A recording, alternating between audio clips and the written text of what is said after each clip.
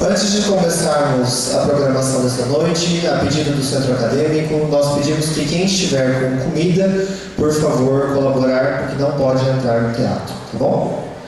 Bom, sejam bem-vindos ao último painel da 50ª Semana Jurídica da Universidade Estadual de Londrina, do 8º Congresso de Direito da UEL e também do 1º Congresso Sul-Americano de Direito Urbanístico. O Congresso de Direito da Universidade Estadual de Londrina é realizado em conjunto com o 1º Simpósio do Uso Brasileiro de Direito Público, cujo tema é Governança, Compliance e Corrupção no Estado Democrático de Direito. Esta parceria é realizada pela Universidade Estadual de Londrina, pela Universidade Mackenzie e também pela Universidade do Porto, em Portugal. Gostaríamos de agradecer também a presença de Roberto Alves Lima Júnior, presidente do Instituto de Pesquisa e Planejamento Urbano da cidade de Londrina, que está aqui conosco representando o prefeito. Desde já, agradecemos também a presença de todos os alunos, mestrandos, profissionais da Universidade Estadual de Londrina. Obrigado. Para iniciarmos a programação desta noite, gostaríamos de chamar para compor a mesa o professor, doutor em Ciências Jurídicas pela Universidade Federal de Santa Catarina, procurador-geral do município de Londrina e membro da coordenação do 1º Simpósio do Uso Brasileiro de Direito Público e do Compósito Sul-Americano de Direito Urbanístico, o professor João Luiz Martins Esteves.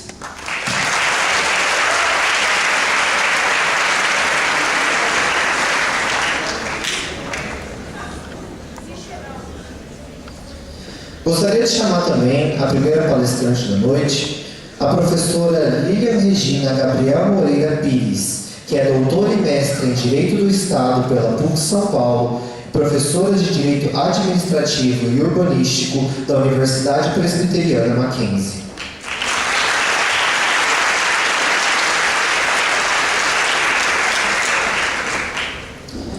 O segundo palestrante da noite é o professor Miguel Edinger de Araújo Júnior, doutor em Direito da Cidade pela Universidade Estadual de Rio de Janeiro, mestre em Direito pela Universidade Estácio de Sá, professor da Universidade Estadual de Londrina e coordenador regional Sul do Instituto Brasileiro de Direito Urbanístico.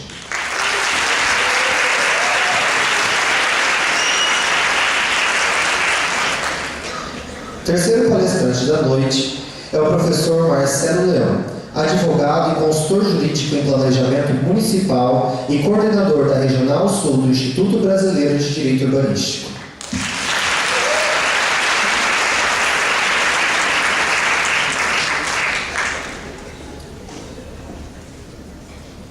Sem mais delongas, passo a palavra para o professor João, a fim de terminar seus trabalhos. Muito obrigado.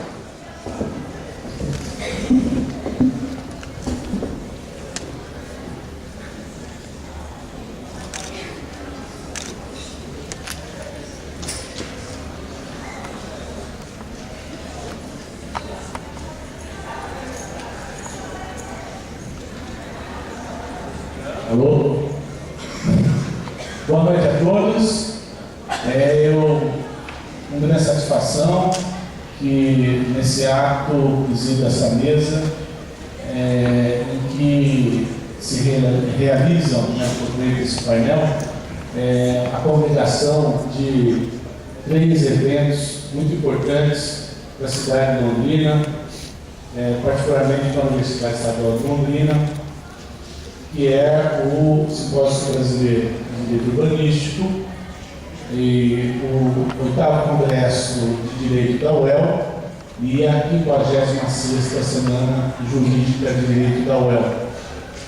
Numa cooperação que também conta com a participação da Universidade Presbiteriana Mackenzie, de São Paulo, e com a Universidade do Porto, particularmente ao Congresso de Direito da UEL. Isso só nos engrandece. Eu gostaria de, na pessoa dos palestrantes que compõem essa mesa, agradecer a todos os professores que estiveram na Semana Jurídica, que estiveram no Congresso de Direito da UEL, no 1º Simpósio de Direito do Uso Brasileiro, de Direito Público, e também no Simpósio Sul Brasileiro de Direito Urbanístico. Imediatamente, portanto, para evitar mais delongas, eu vou passar a palavra ao professor Miguel Ettinger, já nominado pelo cerimonial, para as suas palavras. Professor Miguel. Boa noite a todos, com grande satisfação. Estou aqui nesse Cine Teatro Ouro Verde, pegou fogo há alguns anos. Estamos 4 anos para reconstruir e estar aqui de volta. Assim como o Cine Teatro Ouro Verde, as universidades públicas também têm sofrido alguns ataques. Não tem tocado fogo na gente ainda, mas a gente vai resistir, estamos resistindo, nós vamos sair dessa bem mais forte do que estamos agora. Em nome, então, do IBDU, Instituto Brasileiro de Direito e Urbanismo, agradeço também a presença de todos, das autoridades aqui presentes, e um especial agradecimento ao IPUR, Instituto de Pesquisa e Planejamento Urbano de Londrina, que está fazendo um trabalho maravilhoso na condução do processo de revisão do plano diretor e é parceiro da gente aqui na organização desse congresso. Então, tenham todos uma boa noite de palestra.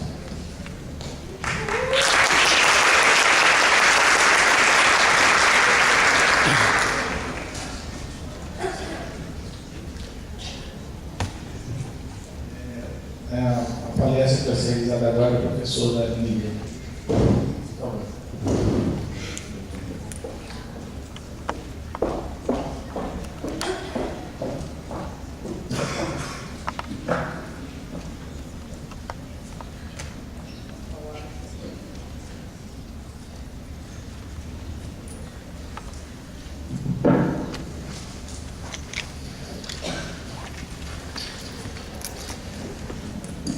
Boa noite a todos. Um prazer estar aqui e uma honra nesses 3 eventos tão importantes, todos pensados e articulados pela UEL. Cumprimento a mesa na pessoa do professor João Luiz, que conduziu toda a organização desse evento, com todos os outros articuladores, de forma muito precisa e harmoniosa. E boa noite a todos, então. Vou ligar aqui o meu cronômetro para não fugir do horário. E eu tenho 30 minutos para falar com vocês e só para vocês compreenderem, eu vou fazer a minha fala em 3 momentos. O que significou a urbanização, né? Como que a gente chegou nesse patamar de conflituosidade, de necessidade de se pensar num planejamento diante de uma desordem que foi instituída pela ausência de planejamento. Vou colocar a Constituição de 88, que a grande maioria dessa sala já nasceu sob o signo da política urbana, mas até 88 ela não existia, nem os nossos municípios tinham autonomia. E, por fim, fazer algumas considerações relativas a essa situação da estruturação do plano diretor e algumas ponderações que, com certeza, depois vocês vão ter o prazer de ouvir a professora Vanesca tratando da corrupção urbanística, que é um grande problema dentre as vitórias que a gente já teve com relação à questão urbana, né, a questão das cidades, né, dentro e diante do nosso ordenamento jurídico. Então, só para poder a gente se situar, a questão urbana no nosso país, ela é uma história de lutas e derrotas, né? E aprendizados. Tem uma frase que eu gosto muito, que diz respeito ao planejamento.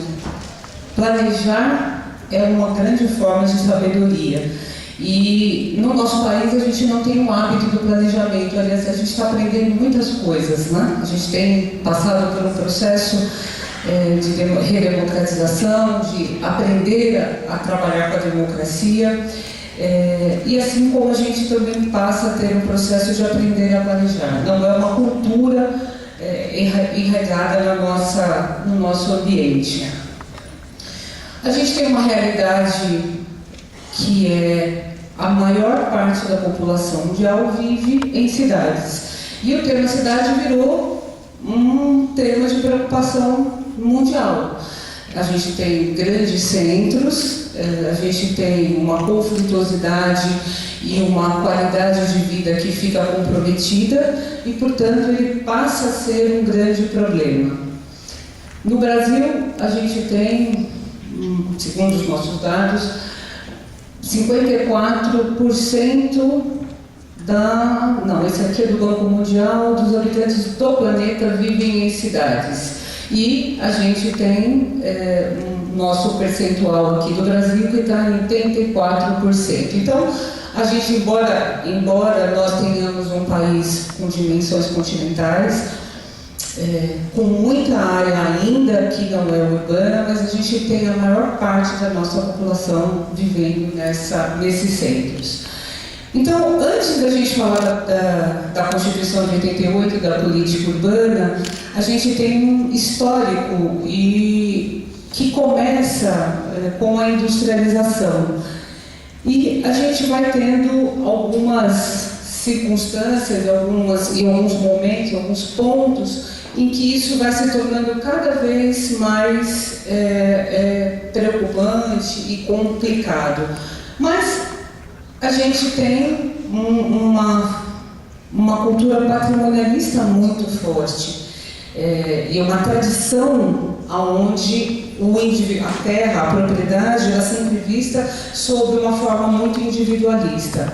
E a gente começa com uma mudança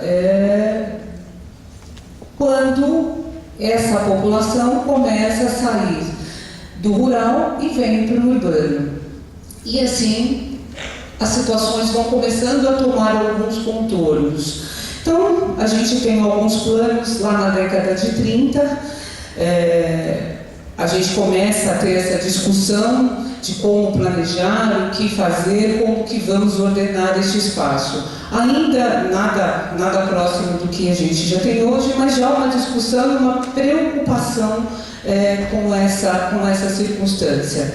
A gente tem um contexto na era Vargas, onde se tem uma preocupação com relação à moradia muito incipiente, mas temos aí um início de legislação que começa a discutir todas essas questões, mas ainda com um viés bastante arraigado nessa produção e nesse entendimento patrimonialista que nós temos. E aí, com essa industrialização, a gente começa a ter uma migração do campo para a cidade e a gente começa a ter um descompasso com aquilo que a gente entende como qualidade de vida. E aí, o custo da terra começa a sofrer alterações significativas.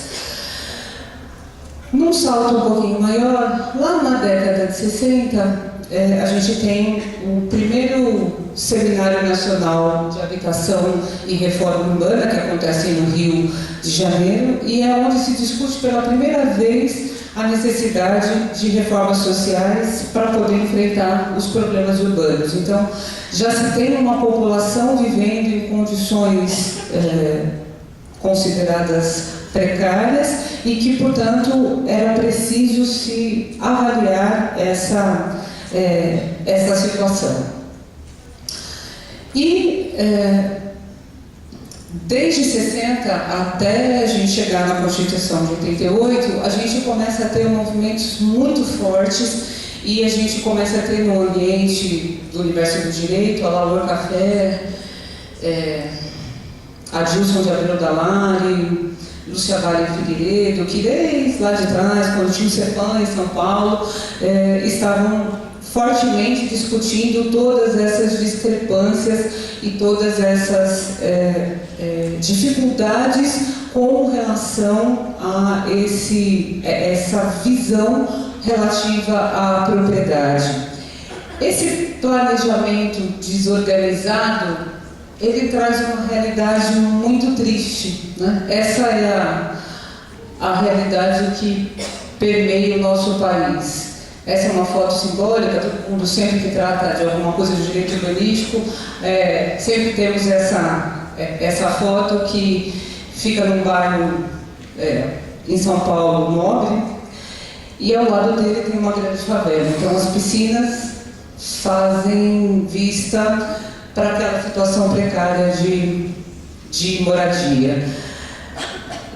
A situação da informalidade cada vez mais complicada, a questão da mobilidade, toda a infraestrutura que se tem eleva o custo da terra, então a gente tem uma pressão forte no mercado imobiliário, e por conta de tudo isso, que já acontecia naquele momento, o que a gente tem? A gente tem a Constituinte de 88. E o interessante dessa questão da Constituinte é que toda essa discussão que aconteceu, e a política urbana, esse capítulo da política urbana, ele veio por conta de uma emenda popular que tem mais de 180 mil assinaturas.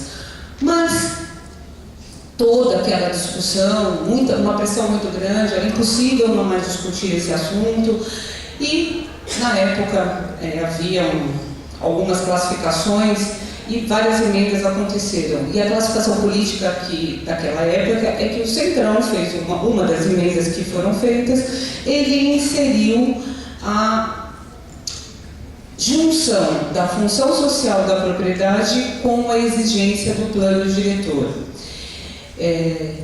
Motivo de felicidade ter um capítulo dedicado à política urbana, claro que sim, mas ela já nasce com alguns senões e com alguma resistência. Então, o princípio da função social da propriedade urbana, ele não tem eficácia imediata.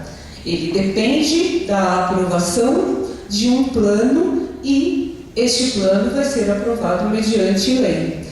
E ele é para cidades com mais de 20 mil habitantes. Então, esse histórico que permeia esse momento do Constituinte já denota como é difícil esta conversa e essa questão ligada ao ambiente urbano e à propriedade. A função social da propriedade urbana está lá no artigo 5º, logo em seguida da garantia ao direito de propriedade, e o artigo 182, ele determina que a função social da propriedade urbana vai ser delimitada e desenhada pelo plano diretor, cuja competência é municipal. E a gente teve, então, a Constituição vem, o artigo 182 da Constituição Federal, ele é estabelecido, e a política de desenvolvimento urbano executada pelo Poder Público Municipal, conforme diretrizes gerais fixadas em lei, tem por objetivo ordenar o pleno desenvolvimento das funções sociais da cidade e garantir o bem-estar de seus habitantes. E a gente só foi ter o Estatuto da Cidade muito tempo depois. Então, a gente tem a Constituição Federal, temos... posteriormente, eu já volto depois no slide, temos depois o Estatuto da Cidade, e aí nós temos dentro do Estatuto da Cidade um artigo dedicado ao plano diretor.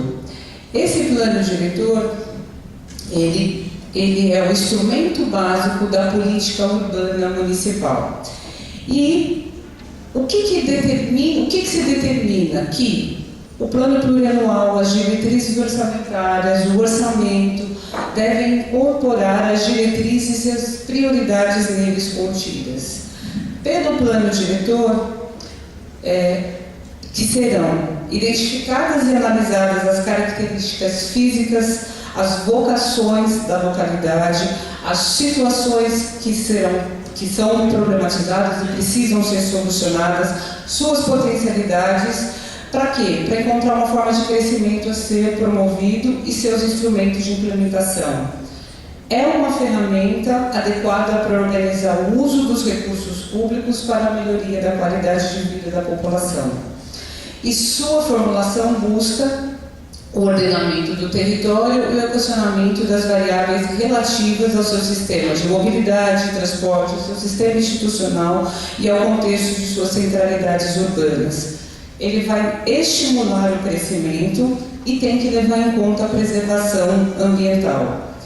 Ele vai identificar as áreas ociosas em relação à disponibilidade de infraestrutura e intervenções urbanas programadas.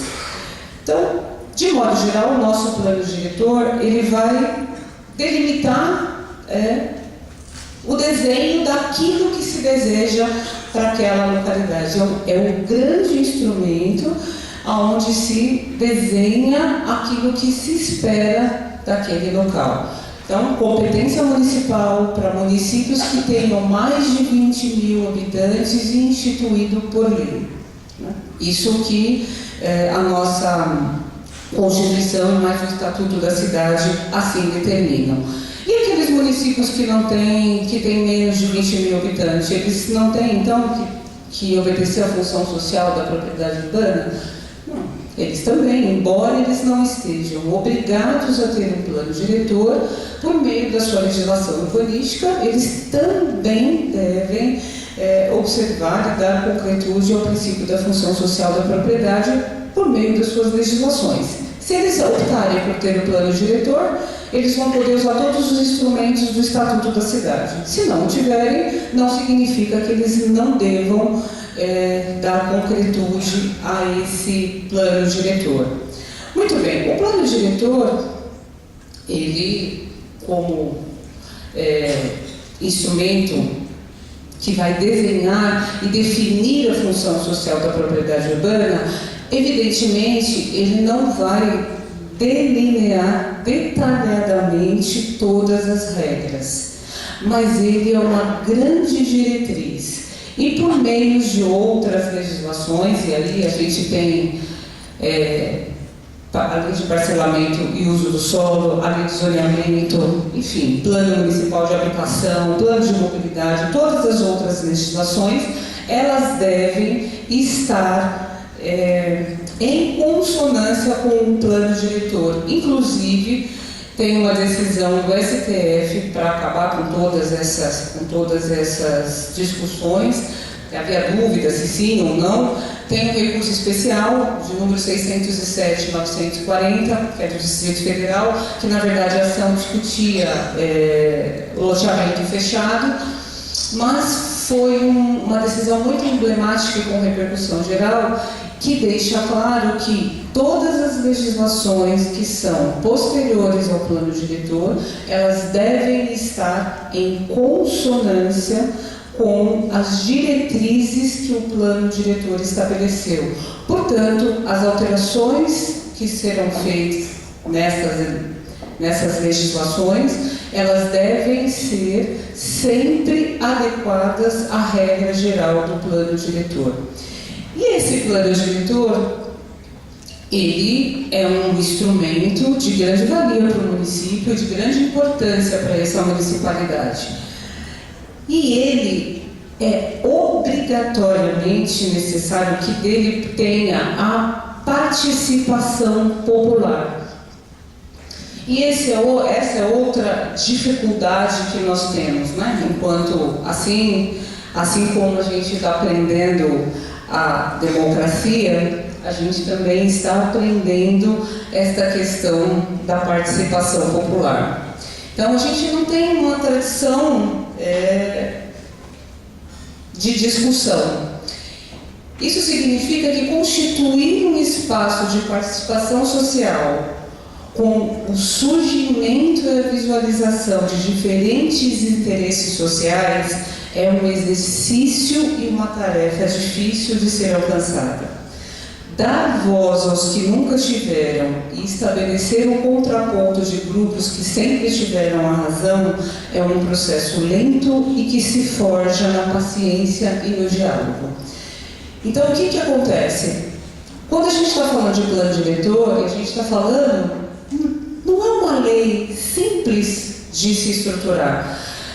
Formular a política urbana é um trabalho multidisciplinar. Então a gente precisa ter um olhar de vários técnicos,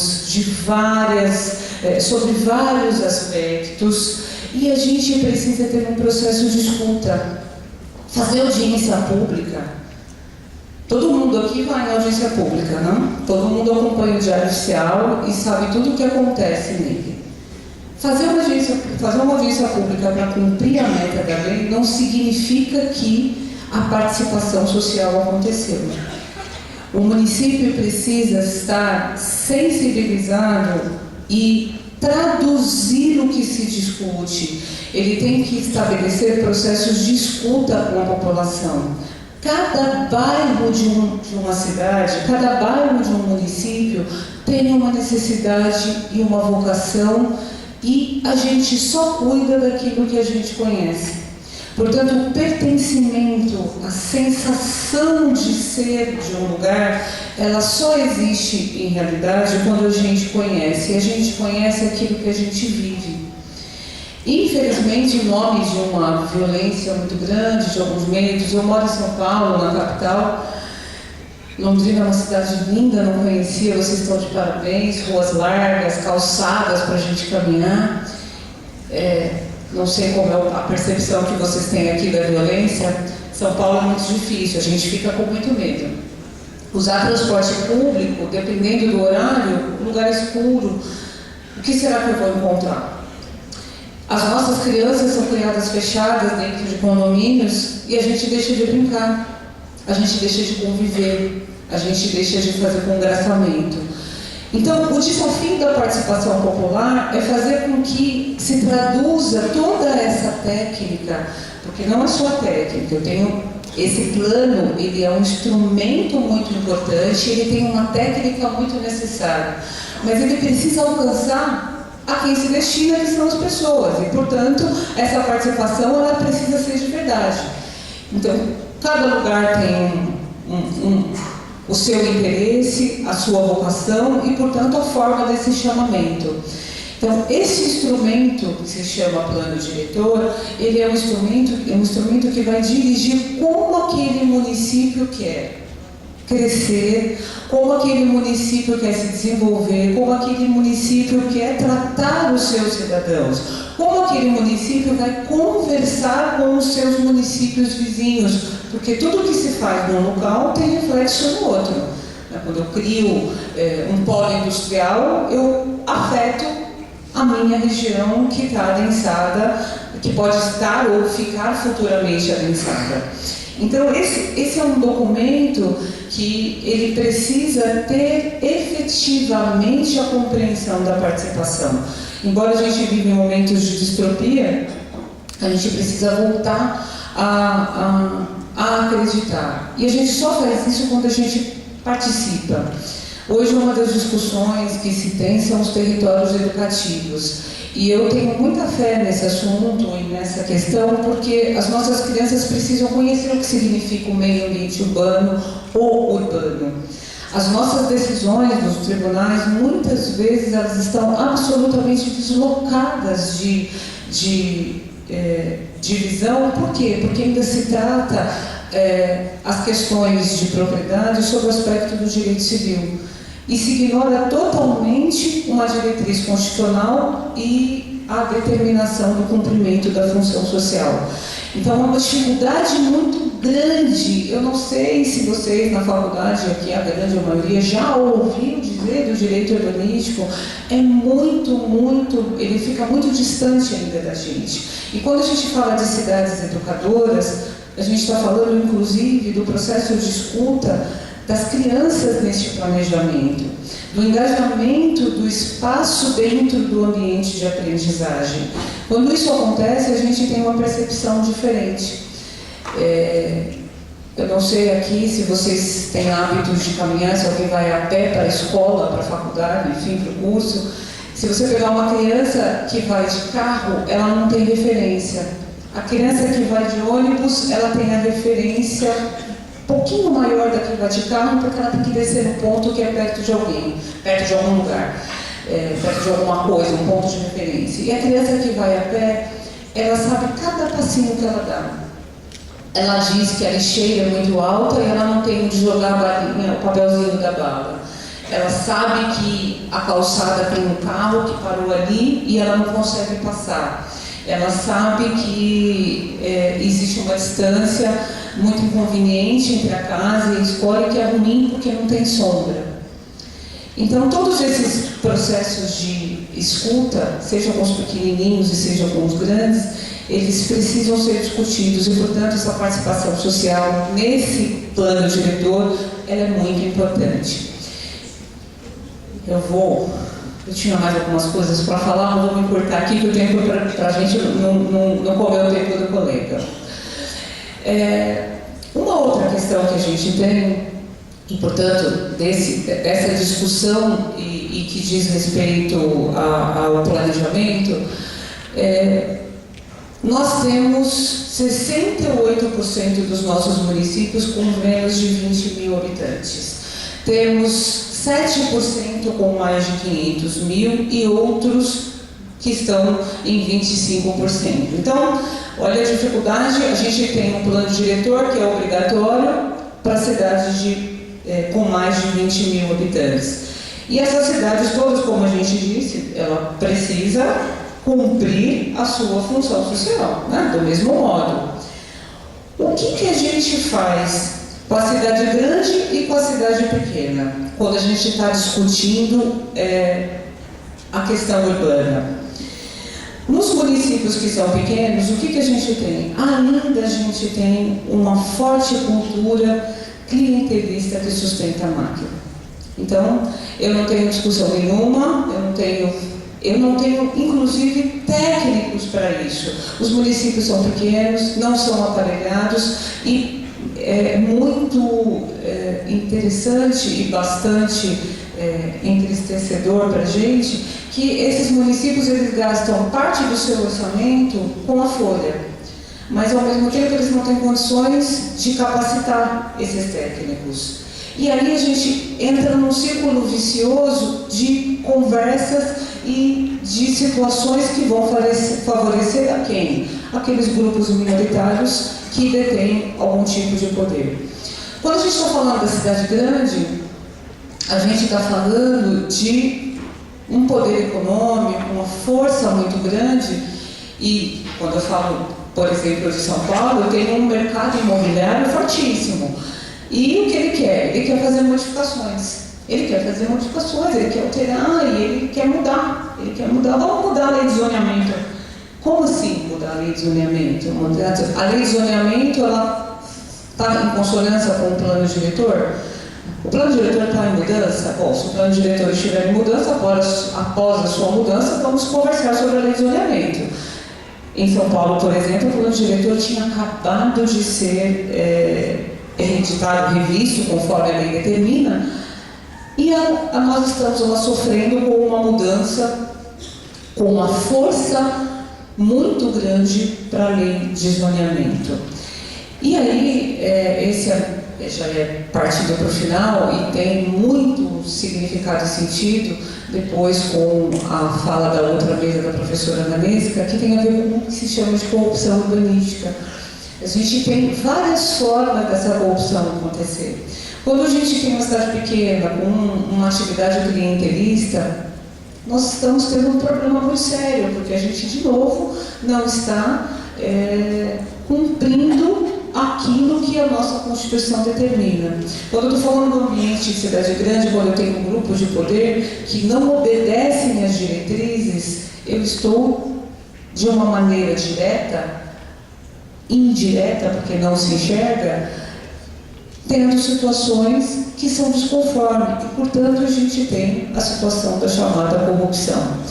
Então, nós temos aqui para finalizar, e vocês sabem que o plano diretor de São Paulo, nessa última revisão, ele ganhou prêmios, inclusive, independente de partido, porque é uma equipe técnica da casa, e eu falo isso com muita segurança, porque eu conheço vários técnicos que trabalharam no plano diretor e são de carreira, são pessoas virtuosas, e que trabalharam fortemente, outros tantos que estavam à época, e o plano diretor foi revisado e deu origem a uma série de outras leis. E a gente teve o ingresso de um novo prefeito, cuja sua primeira meta, primeira missão era acabar com as ciclovias, discutir a velocidade nas vias, discutir um mural de grafite na 23 de maio e fazer a alteração da lei de zoneamento.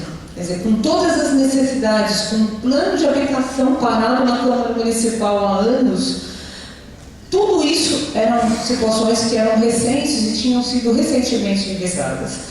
E essa foi a preocupação inicial. A nossa lei de zoneamento ainda está num embate muito grande. Nós tivemos no começo do ano uma discussão sobre o direito de protocolo, e vou ser bem rápida para finalizar.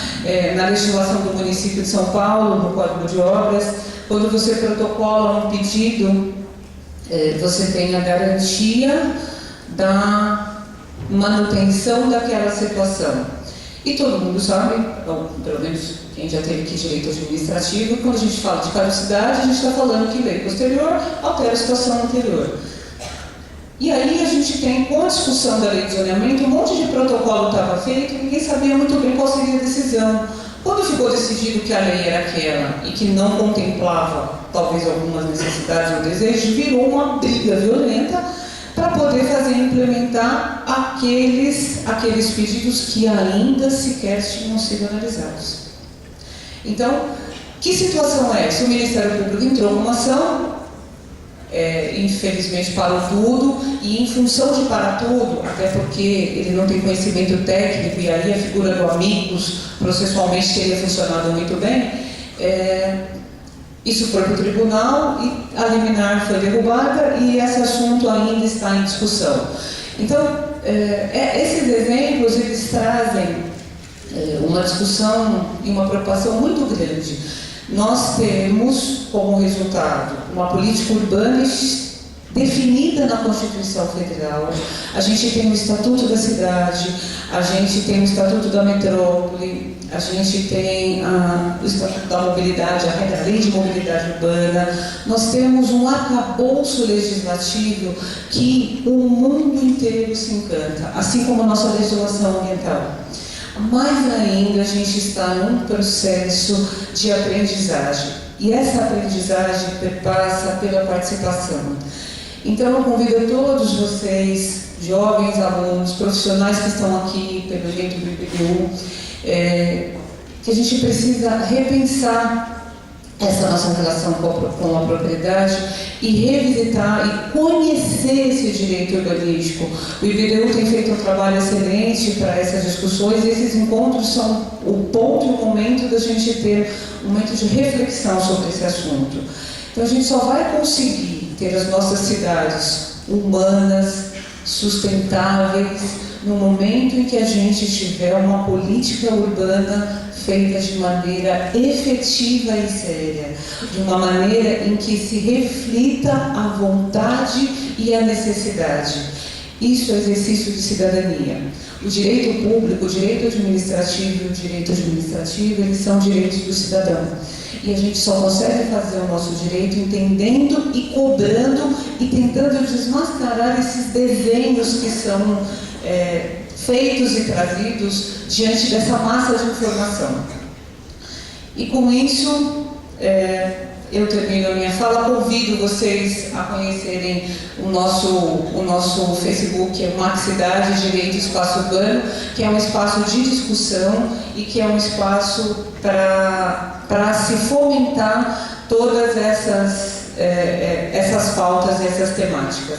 Muito obrigada. Boa noite.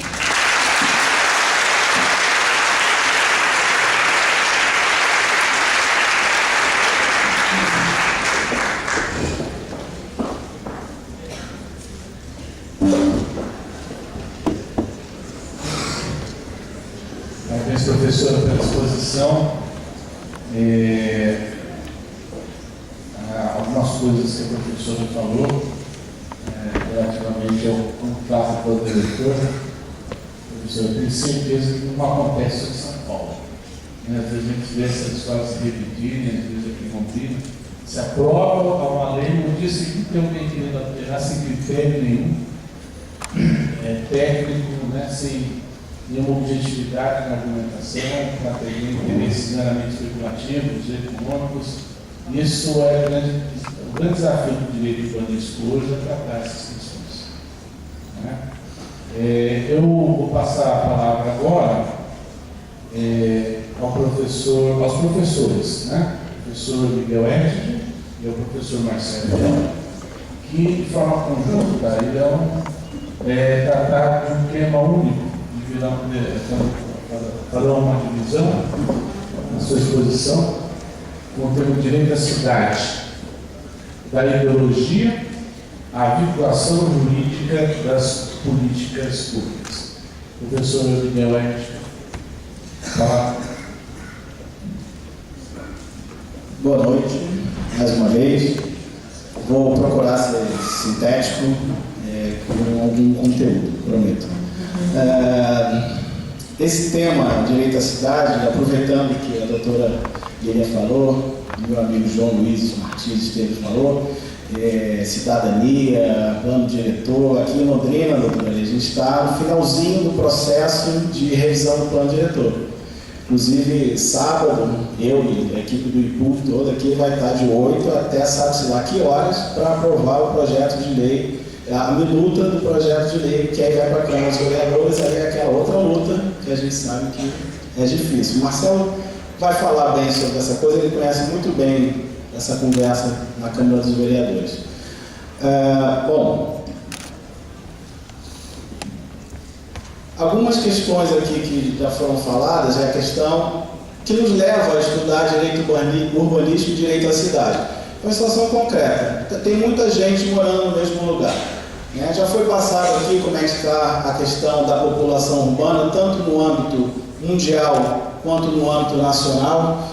Houve uma curva no âmbito mundial da população urbana, rural passando a ser população urbana. Aqui no Brasil também ocorreu a mesma coisa, de uma forma muito acelerada, ou seja, as cidades começam a receber muitas pessoas, novas demandas, necessidades de você interagir com pessoas diferentes, e a gente tem a missão de achar a saída para essa convivência, porque se não achar é a barbárie, a gente não aceitar o outro, a alteridade. Então a gente tem essa missão de compreender o outro no ambiente urbano. E aqui em Londrina, nós também tivemos uma situação dessa, ao ponto de, em 2010, nós termos 97% da população morando no ambiente urbano. Nós somos hoje 580 mil pessoas, aproximadamente. Ok? Então, esses dados já foram colocados, que nos fazem, levam a um desafio, né, de saber como lidar com tanta gente no mesmo lugar. Só para a gente pensar... quando a gente vai pensar em alguma solução, a gente tem que lembrar o que leva à situação atual. E aqui algumas dessas causas que levam ao processo de urbanização acelerada, que vocês já devem saber. Revolução industrial, quando você tira o homem do campo e tira o trabalho dele, tem que procurar a cidade, um novo local de trabalho. Isso é a mecanização da lavoura. A revolução industrial, que chama pessoas para a cidade para serem mão de obra das indústrias. A questão da grilagem, né, que é um fator um dos piores fatores que a gente tem no Brasil, que é você tomar terra à bala, né, mediante fraude, e aí você expulsa a pessoa do campo e ela vai viver lá na cidade. Por outro lado, acesso a serviços, né, públicos e privados, banco, médico, quem quiser pagar o IPTU mais rápido, então você tem que ir lá na prefeitura. Acesso a medicamentos e o tal de modo de vida moderna na nossa sociedade de consumo. Né, aquela propaganda que é jogada para a gente, agora você, para ser bacana, né, ter um status, você tem que morar num apartamento com churrasqueira na varanda. Senão você já não é um cara legal, assim, né? Então tudo isso vai empurrando a você um modo de vida dentro do ambiente urbano. E às vezes você nem sabe por que você está no meio disso tudo aí. Então às vezes a gente precisa dar uma paradinha para pensar no ambiente que a gente está, né? E aí, entrando na questão do direito à cidade, um tema, uma expressão que ela não é nova, ela já vem da década de 1960, para a gente compreender, e aí a proposta da nossa fala, da minha e do Marcelo, para a gente compreender como se deu esse processo do direito à cidade enquanto uma filosofia, até a própria vinculação jurídica do direito à cidade. Quando eu falo vinculação jurídica, é o seguinte, tem que cumprir.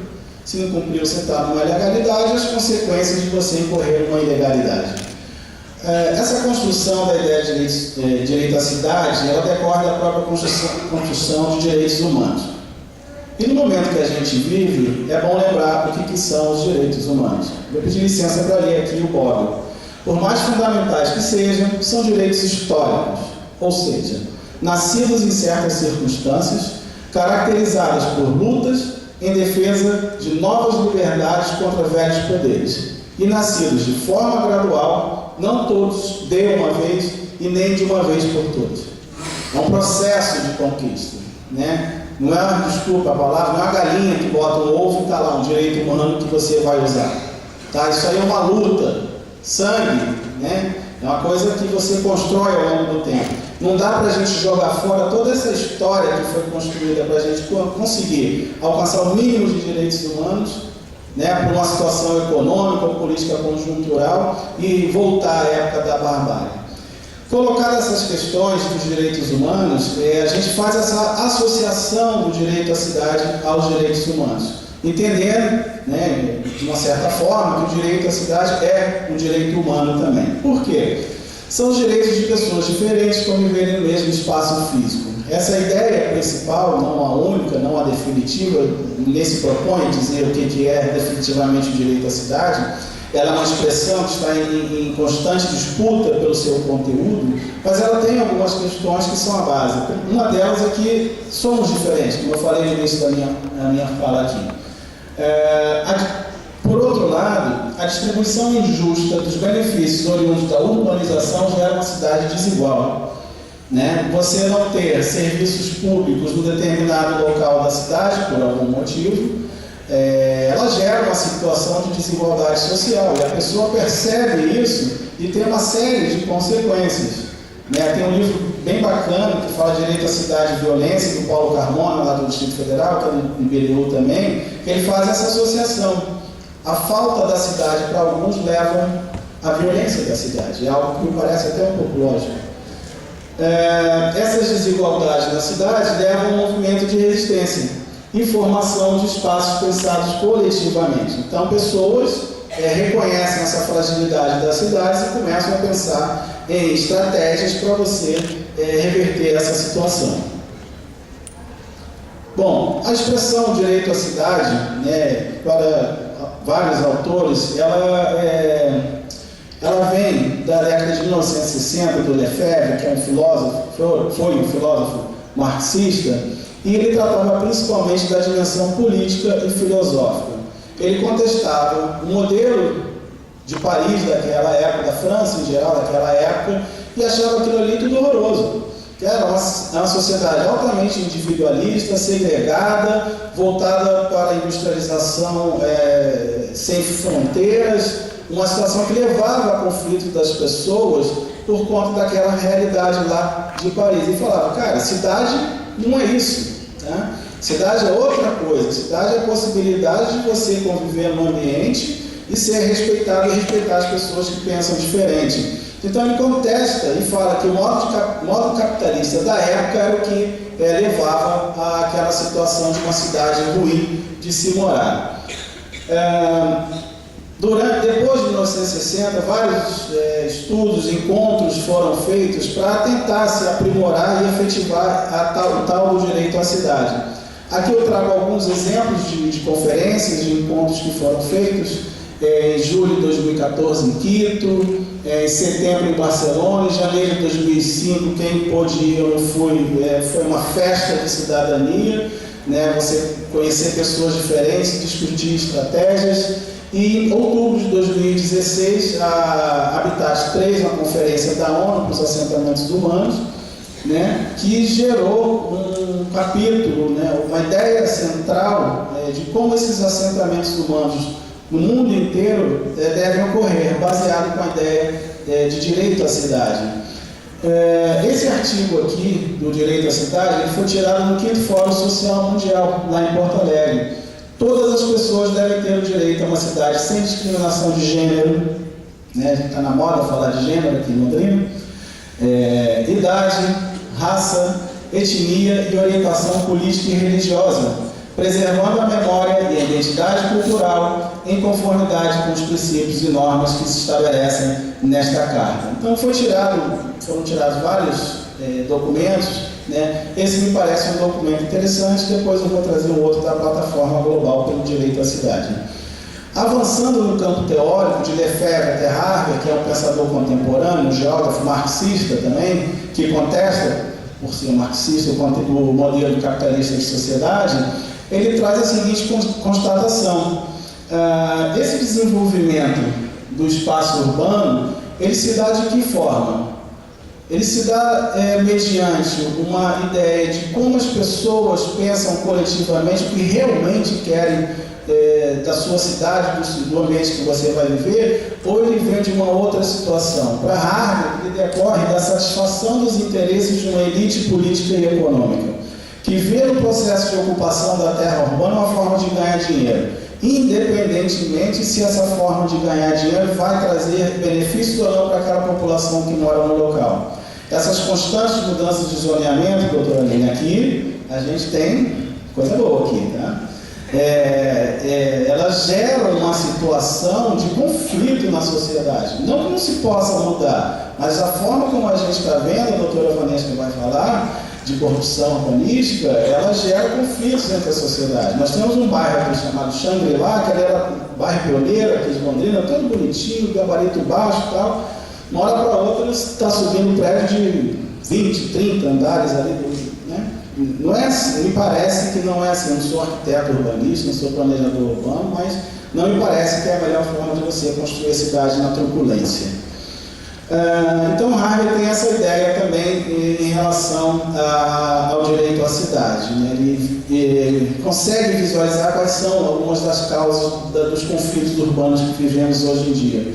Então, dessa situação atual, em que você tem um ambiente urbano não tão bem construído, ele vê uma possibilidade de que o direito à cidade está muito longe da liberdade individual de acesso aos recursos urbanos. O direito à cidade não é eu ter uma rua pavimentada, não é só eu ter uma rua pavimentada, não é só eu ter o acesso a um posto de saúde, a um colégio. Além disso, é a forma como você constrói essa cidade. Tá certo? Ele fala, é o direito de mudar a nós mesmos pela mudança da cidade. Né? O direito ambiental se aproxima muito do direito urbanístico, nos traz essa ideia. Nosso ambiente acaba fazendo o que nós mesmos somos. Tá certo?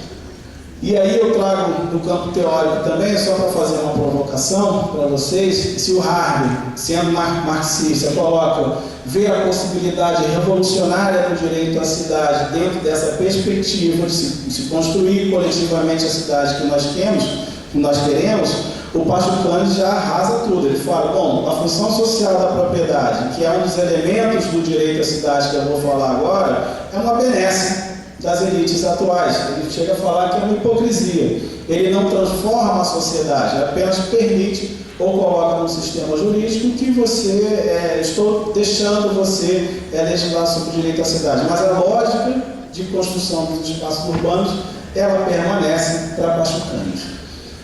Já finalizando a minha parte aqui, para passar para o Marcelo, alguns princípios guiam um conjunto de direitos incluídos no direito à cidade, e se encontram lá na Carta de Direito à Cidade do Fórum Social Mundial em Porto Alegre. Exercício pleno da democracia, gestão democrática da cidade, função social da cidade e da propriedade. Eu vou me ater a esses dois últimos itens aqui. Estão fazendo essa transição de uma plataforma político-ideológica de Lefebvre e acreditando, assim como o David Harvey, que você pode, por meio do direito à cidade, do direito urbanístico, da função social da propriedade, promover mudanças, desde que você saiba a forma de manejar a legislação. O Marcelo vai falar muito bem disso. Então, atualmente é possível pensar no direito à cidade sob a ótica da formação e aplicação de instrumentos jurídicos que direcionam o processo de ocupação das cidades, em prol da coletividade e sua diversidade, e não somente a determinados grupos sociais, repito, e não somente a determinados grupos sociais. Então, esses 2 pontos para a gente colocar. Ou seja, direito à cidade tem alguns fundamentos. Se o direito à cidade passa de uma plataforma política filosófica para uma vinculação jurídica que vai levar as políticas públicas a respeitarem o que é o direito à cidade, então isso aqui, gestão democrática em função da social da propriedade, ela é uma norma jurídica, com a consequência de não há cumprindo você ter as sanções. A primeira delas, gestão democrática, não há como você trabalhar, construir uma cidade dentro dessa lógica de qualquer ator que foi colocado aqui, sem que haja efetiva participação da sociedade. E aí nós vamos ter sábado agora, a segunda conferência de revisão do plano diretor, como eu já falei agora, estão todos convidadíssimos. O IPU vai fornecer um coffee break maravilhoso, que eu estou sabendo lá, né, Robertinho? Nosso presidente do IPU aqui. Então a gestão democrática começa lá na Constituição Federal, no artigo 182, que fala da política urbana, a doutora Lia já falou muito bem aqui. Ela transita, na verdade, ela é o fundamento do Estatuto da Cidade, uma lei de 2001. O Marcelo gosta muito de falar disso aqui, diretrizes gerais. Isso aqui não é para florear legislação, isso aqui é para obedecer. Isso aqui é uma norma jurídica, uma diretriz. Se você não obedece isso, todo o processo está inválido. O que nós temos aqui? Gestão democrática, por meio da participação da população, de associações representativas, do jeito que for. É claro que a gente tem um déficit de qualidade em algumas audiências públicas, mas esse déficit só vai diminuir quando a gente incrementar a participação dessas pessoas. Uma criança que vai na escola, não sabe fazer a conta de matemática, ela só vai aprender se ela for para a escola. Eu não estou banalizando o conhecimento da sociedade para participar de um plano diretor, mas é um processo de evolução. Eu vou terminar, gente. Então, nós temos aqui algumas sanções, inclusive improbidade administrativa, para o prefeito, que deixar de garantir algumas questões que são do direito à cidade, tá certo? Promover audiência pública. Tivemos lá na rede do BDU uma decisão, acho que foi em Campinas, né, Rosana, em que o Ministério Público entrou com uma ação civil pública invalidando um processo de alteração legislativa na Câmara de Vereadores, porque estavam querendo alterar algo que não foi discutido com a sociedade. Então a ação civil pública barrou tudo, porque é uma norma jurídica. Então, para a gente fechar aqui um conceito da plataforma global pelo direito à cidade, é o direito de todos os habitantes, presentes e futuros, permanentes e temporários, quem está passando também, de habitar, usar, ocupar, produzir, governar e desfrutar de forma justa, inclusiva, segura e sustentável as cidades, vilas e assentamentos humanos, definidos como bens comuns, essenciais para a vida plena, decente. E aí, gente, só as leis, a gente só com a lei não resolve o problema. A gente precisa saber exercitar essa lei. Eu peço para o Marcelo que dá continuidade aqui. Obrigado.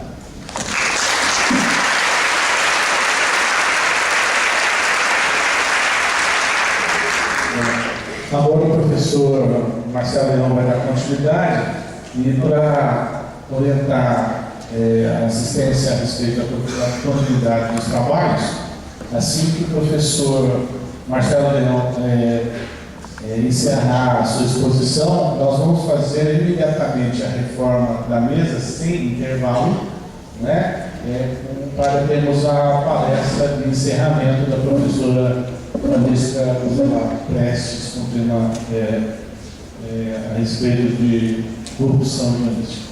Professor Marcelo Leão, por favor. Muito obrigado, professor.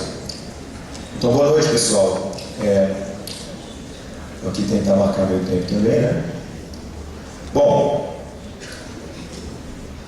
gancho que o professor e amigo Miguel Edmir deixou, né? Que as leis por si só não garantem o exercício dos direitos e é preciso cobrar o seu cumprimento, né?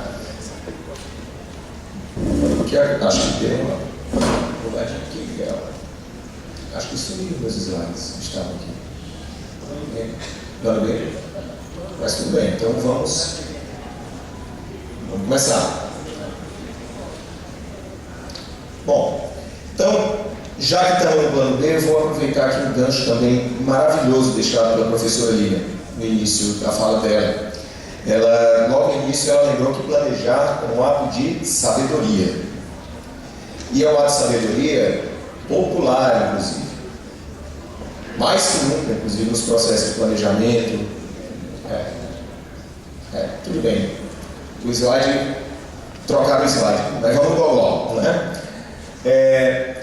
Mais que a gente considerar a técnica legislativa, mais que a gente considerar o plano diretor,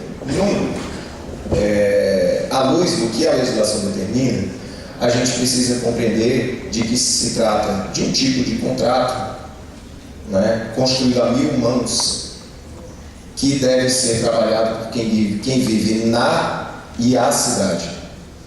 Não é um requisito de participação e controle social você ser um morador da cidade, você ter título de eleitor na cidade.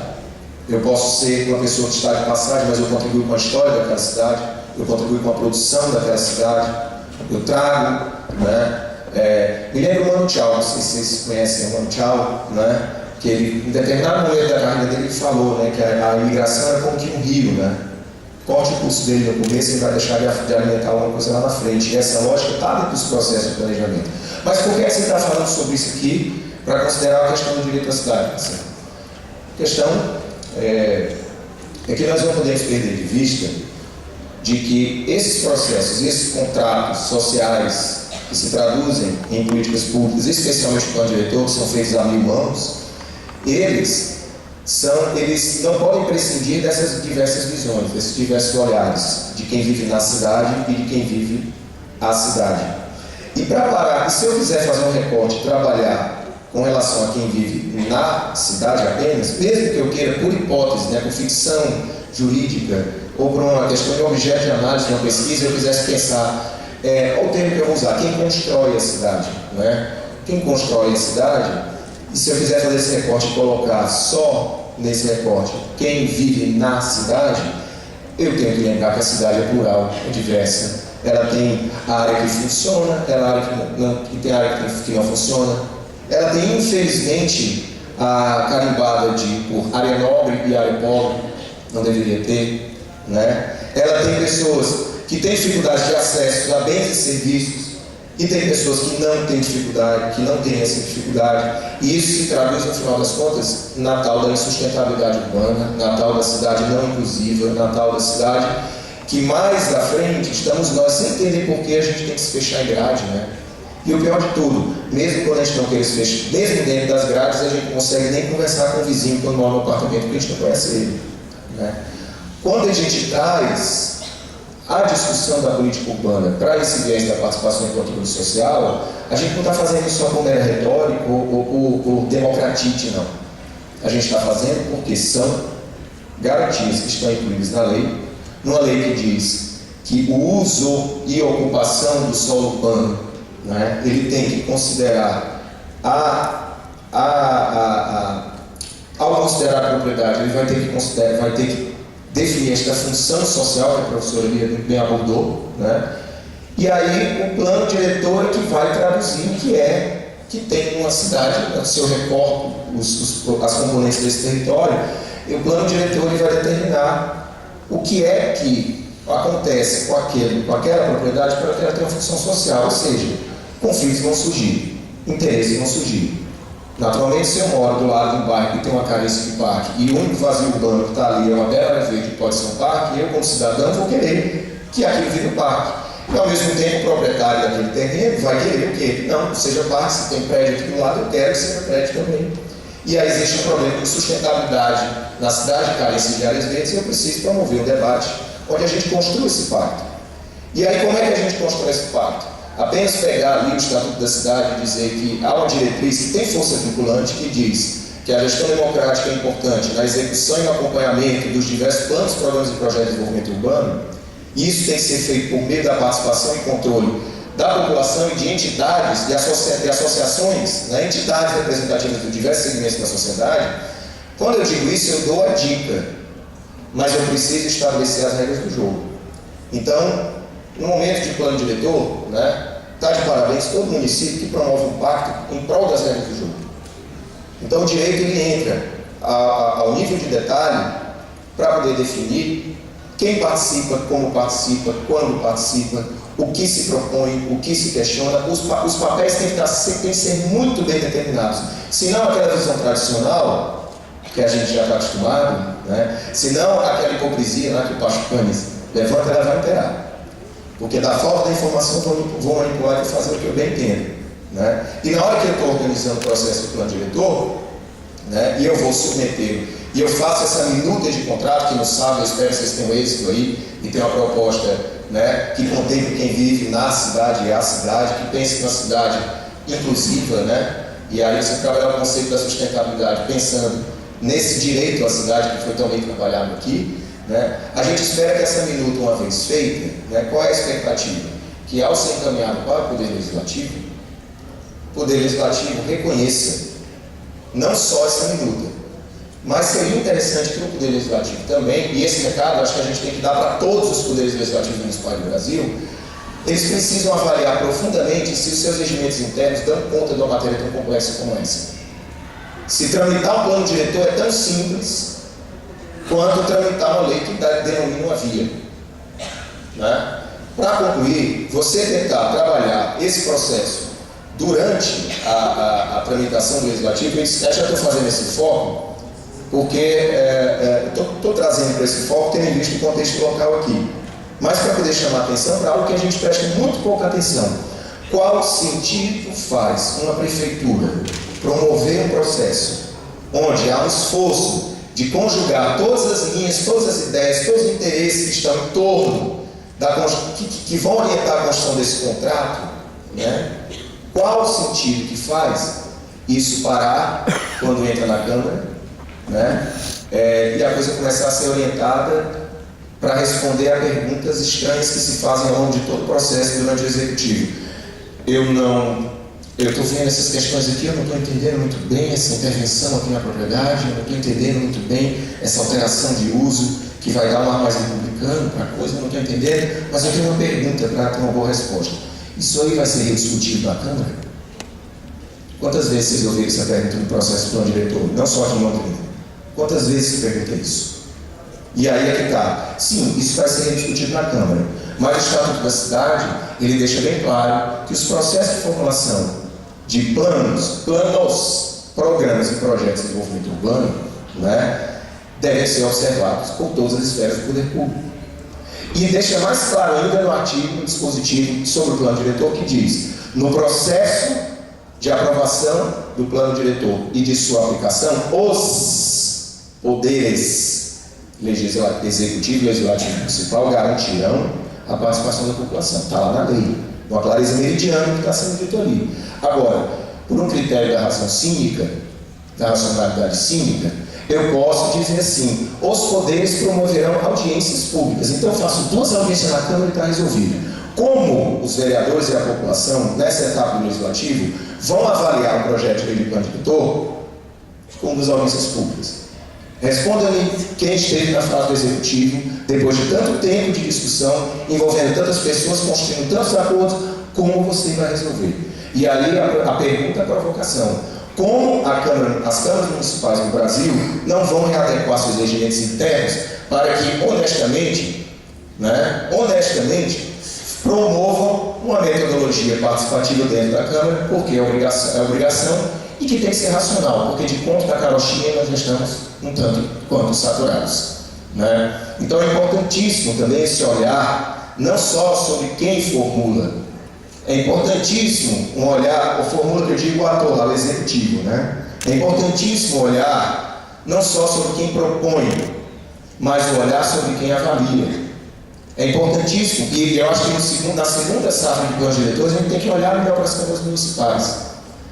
Questionar, inclusive, a ausência de responsabilidade técnica nas alterações. Por que no Executivo tem que ter RRT do plano diretor e no Legislativo, quando você vai alterar o zonamento, tem que ter? Por que não tem que ter? Né?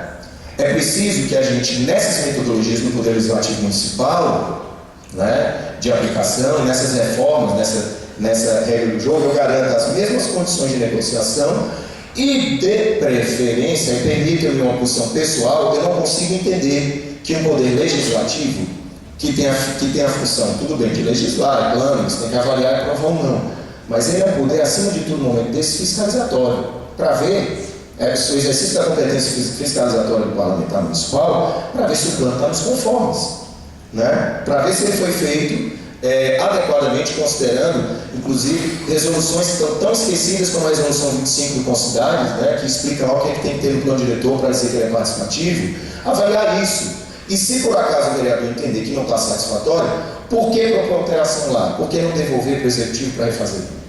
Ou por que não construir um pacto com o município e dizer, nós vamos reformar aqui dentro do processo legislativo, mas nós teremos os pareceres técnicos de vocês aqui dentro do processo. Então, redesenhar as regras do jogo. Estou falando muito de regra, né? Estou no Congresso de Direito, né? Mas é porque eu imagino que as nossas normas jurídicas, no que toca ao processo legislativo, tem muito que avançar ainda, né? Aproveitei o gancho já sobre o slide, né? Me deu um insight para a gente focar mais na questão do executivo, e mais do que no executivo, na questão do legislativo, no âmbito do legislativo municipal, para tentar finalizar dizendo o seguinte: tudo isso tem que ser feito, tudo isso tem que ser promovido, justamente para a gente extrapolar essa ideia de construir a cidade. Porque construir a cidade muitas vezes me dá a ideia dessa lógica me desculpa, mas é a construção civil mesmo, né? Construir as coisas para concluir, né? As coisas, plano diretor necessariamente ele não é edificado, né? Plano diretor ele é pensado, ele é formulado, ele é assimilado e, acima de tudo, ele vai, para além de ser uma obra, ele vai ter que refletir o quê? Sentimento, desejo, vontade, interesse das pessoas. Então, assim, o apelo que a gente faz para todos vocês que estão nos cursos jurídicos, que são futuros jurídicos, que são operadores do direito hoje, né, também, né, que são juristas, é que se debrucem sobre a forma que a gente está traduzindo em lei as diretrizes gerais da política urbana e as orientações de elaboração do plano diretor. Houve um avanço expressivo nos poderes executivos municipais. Certamente, quando a gente começa a ver alguns processos com as regras do jogo bem definidas, mas a lacuna está grande ainda no legislativo, e a gente precisa pensar nisso, né? Então, eu encerro a minha fala aqui, deixando esse recado para que a gente fique atento, né, para a aprovação, né, na Câmara, né, em qualquer processo, e lembrar que não é apenas na aprovação, que na aplicação do Estatuto da Cidade deixa bem claro que a população também tem que ser consultada. Afinal, é um contrato que está sendo executado, como as partes não vão participar e vão acompanhar essa execução, né? É isso, muito obrigado.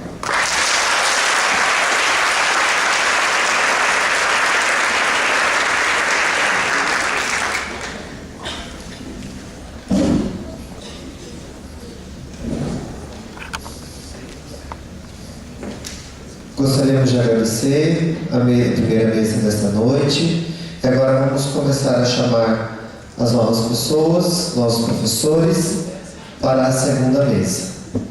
Bom, o professor João Luiz continuará como presidente desta mesa. Então, para que nós possamos dar continuidade, chamo agora a professora Ana Flávia Messa. É doutoranda em Direito pela Universidade de Coimbra, em Portugal, e também doutoranda pela Universidade de São Paulo, professora da Universidade Presbiteriana Mackenzie, e também professora da CPJ.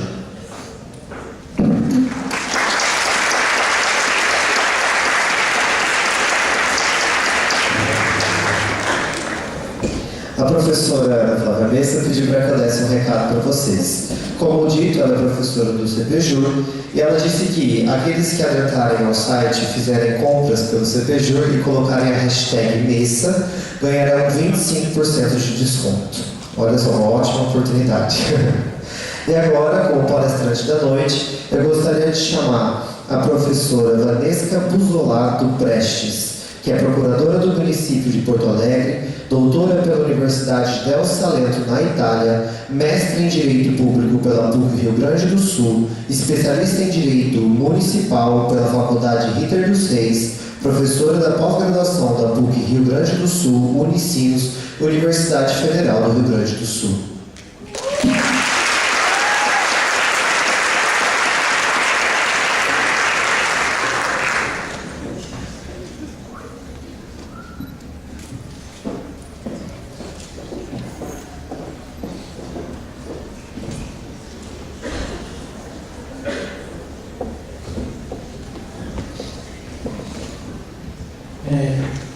Professor,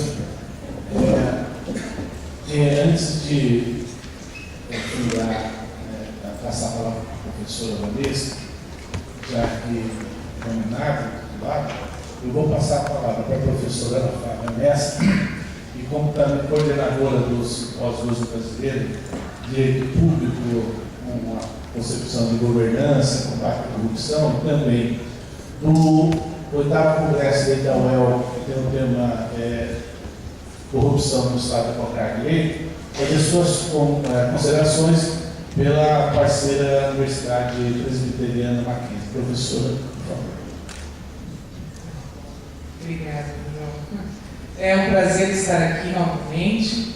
Eu gostaria de agradecer todo o empenho da Faculdade da Universidade Estadual de Londrina e agradecer a pessoa do Dr. João Luiz, e espero que nós consigamos fomentar mais parcerias, mais congressos sobre esses temas tão importantes. Obrigado, professora. E eu vou passar a palavra à professora Vanessa Luzerato Prestes.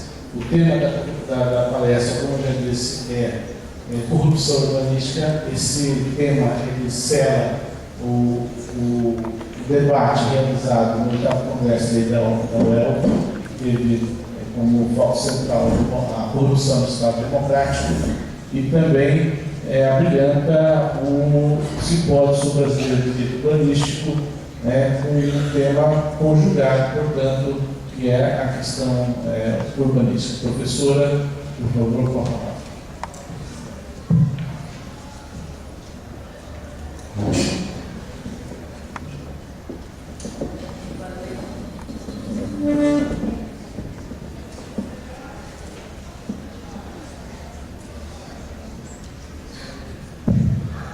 Boa noite a todos e a todas. Eu queria agradecer imensamente o convite do meu colega e amigo João Luiz, do Miguel, do EDU e do diretório acadêmico da UEL. Para mim é uma satisfação imensa estar aqui num evento com tanta representação jovem e organizada por jovens. Acho que é um destaque que merece, sobretudo num momento em que a gente precisa de tanta renovação e outros atos. Bom, o tema que me foi proposto, ele eu vou pedir licença para vocês, que não vou falar porque eu sumo muito. Então, eu vou falar daqui. O tema que me foi proposto, ele é, na verdade, o tema do meu doutorado. E eu sempre transitei no urbanismo, no meio ambiente, nas questões do direito administrativo e do direito constitucional, e o que vocês vão ouvir aqui hoje é uma formulação que aborda esses conteúdos, permeia esses conteúdos. Então, a sequência poderia aqui, do que está dito da corrupção, ela tem uma subdivisão. Eu sustento que há uma ausência de diferenciação entre direito e política no Brasil. O que significa isso?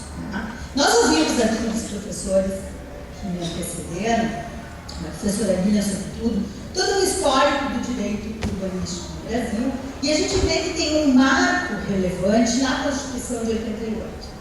Vocês devem ter crescido, ouvido que nós estamos sob a égide de uma Constituição cidadã a partir de 88. O que significa isso? A partir de 88, o cidadão vem para o centro da nossa Constituição. Vir para o centro significa organizar um conteúdo de direitos estabelecidos. Se vocês perguntarem para os avós de vocês, para os pais de vocês, ou debaterem esse assunto, podem perguntar assim, mas, no seu período existia possibilidade de entrar em juízo para discutir um medicamento, ou para fazer uma cirurgia, uma internação hospitalar, uma vaga numa creche? O que é isso?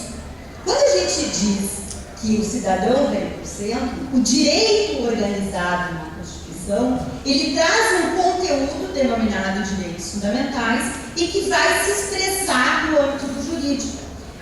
sai do campo da política, ou seja, da possibilidade de fazer ou não fazer de acordo com os governantes, e entra no campo do direito. E foi isso que aconteceu com o direito à cidade, como vocês ouviram aqui agora há pouco, essa evolução desse conteúdo do direito à cidade, que na verdade é um feixe de direitos que se concretiza no âmbito da cidade e que tem, para além desses direitos objetivamente considerados, saúde, educação, moradia, política urbana, meio ambiente, gestão democrática, mobilidade, enfim, esse conjunto de feixes de direitos que se concretiza no âmbito da cidade, ele tem uma dimensão objetiva que articula todo esse conteúdo. Esse mesmo fenômeno, ele vai se passar com as discussões da corrupção. Todos nós sabemos que a corrupção, ela não nasce agora, tá?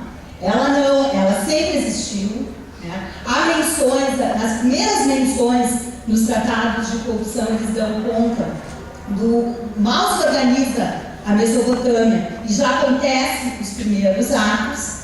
Nós temos na Bíblia uma passagem famosa, né, com relação ao apóstolo Pedro, quando ele é preso, né, tem, no Atos dos Apóstolos tem isso. Nós temos em vários momentos, a forma de resolver os conflitos era outra. Nós temos todo um histórico da corrupção, nas suas mais diversas acepções, a corrupção religiosa, que inclusive vai gerar o luteranismo. Nós temos a corrupção científica, que na verdade é a grande fonte de evolução da própria ciência, né, porque a corrupção ela modifica todo esse conteúdo. Nós temos a corrupção parlamentar, a corrupção política. Qual é então? O que a gente fala quando fala em corrupção? A gente trata a corrupção a partir da sua dimensão jurídica. Por isso que é importante essa questão das especificações da corrupção. Porque, na verdade, se a gente for ficar descrito as matérias facebookianas ou aquela análise jornalesca, de imediata, a gente não faz esse tipo de diferenciação. Sobretudo num país como o nosso, que tem vivido intensos processos de atuação em torno disso. Não é? Então, essas especificações, elas são fundamentais para a gente entender do que nós estamos tratando. Fazer aqueles acordos prévios de estabelecimento do conteúdo a ser tratado. Tá? Então, por que falar de corrupção? Porque nós tivemos uma qualificação do conteúdo da corrupção a partir do final do século passado. E não no Brasil. Isso se dá nos marcos internacionais, nos tratados internacionais. O grande balizador foi a queda do Nixon, né? Porque o mundo se movia a partir a venda dos produtos americanos, europeus, a conquista da África, a conquista do Oriente Médio, ela se dá com base em todos esses mecanismos. Existiu uma corrente dos economistas americanos que entendiam que a corrupção era a mola mestra do desenvolvimento. E por que isso? Porque para chegar nos países expansionistas da África, do Oriente Médio e da América Latina, eles tinham possibilidade, eles tinham dinheiro para dizer, olha, compra da minha empresa e não compra da outra. Eu faço metrô e não os suíços. Até o final, até os anos 2000, nós tínhamos na Alemanha e na França a possibilidade das empresas deduzirem do tributo o que eles pagavam de propina nos respectivos países. Então, o que aconteceu de diferente? Com o caso Nixon, essas matérias vieram à tona. Houve uma explosão desses conteúdos. E houve também a identificação, a partir dos casos da Lockheed, que era uma empresa aérea americana, dessa identificação da forma de lavagem do dinheiro. Saía dos Estados Unidos e depois retornava para pagamento das campanhas políticas. Isso lá nos anos 70 e 80 nos Estados Unidos. Então, a partir dessa explosão, desses casos todos, e isso existiu uma pessoa que fez as denúncias, que era o Garganta Profunda, que em 2004 foi publicizado quando ele veio a morrer, que era uma das pessoas do FBI nos Estados Unidos, que era o chefe do FBI nos Estados Unidos. O que aconteceu? Começaram a ser discutidos os tratados internacionais em todo o dia, dizendo, olha, alto lá, está muito caro, está um desequilíbrio toda essa equação, precisamos reordenar. E aí a gente começa a tratar da dimensão jurídica da corrupção. Porque se iniciam os tratados internacionais a partir das especificações produzidas, a partir de muita coisa escrita. Nós temos volumes e volumes, tem um americano que escreve, John Nolan, que tem 2 volumes enormes que tratam sobre a história da corrupção. Na Itália nós temos toda a história dos mãos limpas e antes disso toda a história da Primeira República na Itália, fazendo toda a demonstração desse conteúdo. Ou seja, há muita descrição. Então, por que quando a gente diz que especificações são essas?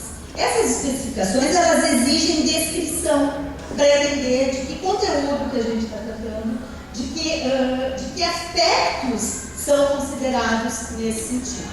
E do ponto de vista jurídico, há uma função evolutiva na qualificação da corrupção. Por que uma função evolutiva? Porque nós tínhamos questões que eram morais, que eram do âmbito da política e passam para ser do âmbito do direito. O primeiro tratado internacional ele vai dizer o seguinte: olha, os servidores da União Europeia que se envolverem em atos corruptivos, eles são passíveis de penalização. O segundo tratado começou a discutir o retorno das divisas. São Paulo, ano passado, recebeu 50 milhões de euros, enfim, um valor muito significativo, do viaduto Ayrton Senna, dos anos 85, de repatriação do dinheiro da época do Banco decorrente desses tratados internacionais. E o Banco Alemão devolve esse dinheiro, porque tem todas as penalizações em torno do descumprimento dessas regras que foram sendo construídas a partir dessa evolução, dessa função evolutiva da qualificação jurídica da corrupção. Aquelas propinas que eram lícitas pagarem nos países da América Latina, na África, no Oriente Médio, já não são mais lícitas. Então, todas essas questões passam a ter esse conteúdo. E por que a gente discute isso? Porque a gente vive numa democracia. A democracia abre os espaços para a discussão dos atos corruptivos. E não é que não tenha os maiores, nessas pesquisas internacionais, os maiores momentos, as maiores formas de evasão de divisas públicas são os atos de guerra e os períodos ditatoriais. Então, essas questões a gente precisa, na academia, aprofundar. O que acontece com a corrupção urbanística? Primeira questão é o seguinte: nós ouvimos aqui, dos 3 palestrantes, o sentido do que é um sistema da cidade. A cidade, como sistema, ela se interrelaciona em todas as suas funções, tendo como centro o indivíduo. A corrosão desse sistema é a corrosão das próprias pessoas ou é a corrosão daqueles temas que deixam de ser tratados. Se nós temos uma proteção jurídica para determinados conteúdos, eu não posso deixar de tratar. E o que fez essa nossa Constituição Democrática? Ela trouxe para o espaço do direito vários aspectos que não eram do direito. Eu referi aqui vários deles: moradia, meio ambiente, urbanismo. Então, deixar de fora o tratamento desse conteúdo da cidade, um desses temas, há uma corrosão deste próprio sistema. Esse é um aspecto. O segundo aspecto que eu vou abordar mais devagar com vocês, eu falei mais é o lícito que se transforma em ilícito. Faltou aquilo, o ilícito que se transforma em vício. Foram várias vezes aqui referidos projetos de lei que dão para a Câmara, o que é isso? Nós precisamos enxergar esses modelos, inclusive para poder questionar e construir uma dogmática jurídica que enfrente estes conteúdos. Tá? A corrosão dos sistemas que operam na cidade. Nós ouvimos aqui também, os professores que me antecederam, o dito, vai para a Câmara, muda. Tá? O que é isso? É exatamente essa separação entre direito e política que está ausente. Agora, isso a gente não tem que lamentar, do meu ponto de vista. A gente tem que construir uma dogmática que faça a separação do que é função do Estado e o que é função da política. Como a professora Lilian tratou. No direito tributário, ninguém discute que precisa cobrar os tributos. No sistema anterior, os prefeitos não cobravam. Não era assim? Então, no direito tributário, houve um avanço dessa dogmática e dessa separação de Estado e de governo que já não permite que nós tenhamos a mesma situação que tinha antes. Então, o direito fez a proteção da sociedade contra ela mesma. No urbanismo, nós ainda não chegamos nesse estágio. Há necessidade de desenvolvimento de conteúdos e de uma dogmática que dê conta destes conteúdos, demonstrando os processos como ocorrem.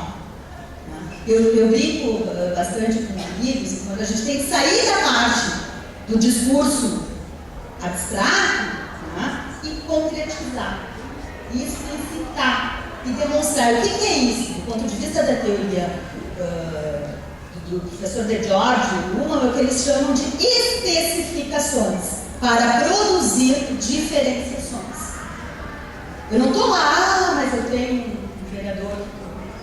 Não. Como isso acontece? Qual é o limite do vereador? Há vício de iniciativa nas proposições que os vereadores colocam em determinados conteúdos. Quando não há elemento técnico, podemos abrir a inconstitucionalidade. Esses elementos é que constroem essa dogmática e que vai gerar as especificações necessárias. Ainda na questão da cidade, nós temos temas que não são vistos como corrupção. O que é corromper? Corromper, a ideia que vem lá no latim, é romper com algo que está estabelecido. Tanto a corrosão científica, a corrupção científica é a evolução da própria ciência. Rompe com os paradigmas colocados. Agora, no âmbito do direito, o rompimento com os paradigmas colocados precisa se dar dentro do próprio de direito. Pelo menos no direito democrático, na sociedade democrática. Então, aqueles temas que não dialogam com isso são matérias que a gente não vê. Mudou determinados conteúdos. A árvore já não é só de quem plantou. O índice construtivo que vai gerar a altura que o professor Miguel colocou aqui, ele tem valor econômico. Tem regra do Estatuto da Cidade que diz que a mudança de uso precisa ter uma valoração para a cidade toda, que retorne para a cidade. Esse conteúdo de cidade a ser colhida por todos, ela é necessária, ela tem a característica de direito difuso. Então, há esses elementos aqui, esses temas que não são vistos como corrupção, que a gente precisa ainda aprofundar. Simplesmente mudar o uso para permitir mais altura, sem ter essa noção do sistema, de como onera o próprio sistema da cidade e como pode fazer a reversão dessa cidade, é uma das questões que precisam ser vistas. Então, aqui, nesses temas não vistos como corrupção, eu identifiquei toda a transferência de potencial construtivo, que muitas vezes quer gratuita, toda a outorga onerosa, todas as legislações que muitos dos termos que têm proibição de excesso na exigência da regulamentação do parágrafo 4 do artigo da Constituição Federal, e mais as diversas questões que nós não enxergamos como valores extrínsecos das cidades. Tá? A publicidade, a capacidade de publicidade, o mobiliário urbano, todos têm uma valoração da cidade, tá? Que gera uma materialização. Ainda, aqui em termos de ilícito que se transforma em ilícito, como é que isso é descrito? Alterações legislativas pontuais e específicas produzidas por interesses das corporações e com uso dos meios ilícitos. Né? Pagamento de propina para aprovação de projeto de leis, financiamento de campanha. Né? Hoje a gente consegue, inclusive, enxergar isso, porque há um registro nos TRS do financiamento de campanha. A partir simplesmente da combinação desses dados, é que em São Paulo, em 2012, teve toda uma operação